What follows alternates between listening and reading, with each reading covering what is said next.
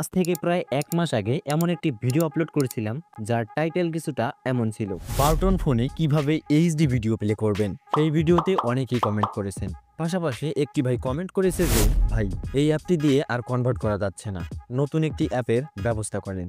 তো এই কমেন্টটি আমার কাছে অনেকটাই ভালো লাগছে, তাই ভাবলাম নতুন করে একটা ভিডিও দেই। আজকের ভিডিওতে যে অ্যাপটি শেয়ার করব সেই অ্যাপের মাধ্যমে দুইটি কাজ অনায়াসে করতে পারবে। যে কোনো ভিডিওকে 3GB তে কনভার্ট করতে পারবে এবং সেই ভিডিওকে অনায়াসেই MP3 তে কনভার্ট করতে পারবে। অ্যাপটি কোথায় পাবে এবং কিভাবে ডাউনলোড করবে একটু পরে বলতেছি। চলো প্রথমে অ্যাপটি দেখি।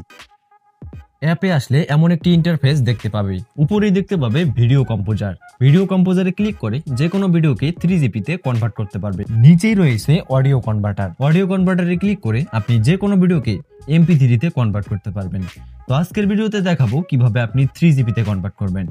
এর জন্য ভিডিও কম্পোজারে ক্লিক করবেন এবং আপনার গ্যালারিতে থাকা যেই ভিডিওটি কনভার্ট করতে চান সেই ভিডিওটি সিলেক্ট করবেন।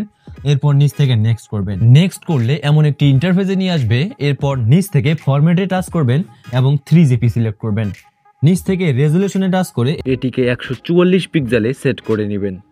এরপর নিচ থেকে কনভার্ট বাটনে টাচ করবেন এবং আপনার ডিফল্ট যেই নামে আপনি 3GB তে কনভার্ট করতে চান সেখানে যে কোনো একটি নাম দিয়ে দিবেন। আমি আমার ইচ্ছা মতো একটি নাম দেওয়ার পর নিচ থেকে স্টার্ট নাও টাচ করবেন। টাচ করলে কিছু সময় নিয়ে আপনার ভিডিওটি কনভার্ট করতে শুরু করবে। ভিডিও কনভার্ট শেষ হলেই নিচে দেখতে পাবে শেয়ার বাটন।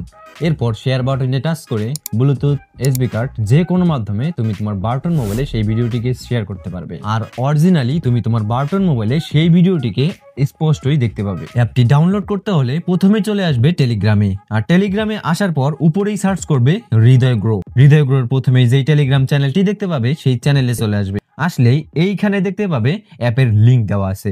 এছাড়াও ভিডিও ডেসক্রিপশন বক্সে আমি আমার টেলিগ্রাম চ্যানেল লিঙ্কটি আগে থেকেই দিয়ে রেখেছি। ক্লিক করে এখানে চলে আসবে। এরপর এই লিঙ্কের উপর টাচ করে তুমি অ্যাপটিকে খুব সহজেই তোমার মোবাইলে ইনস্টল করতে পারবে।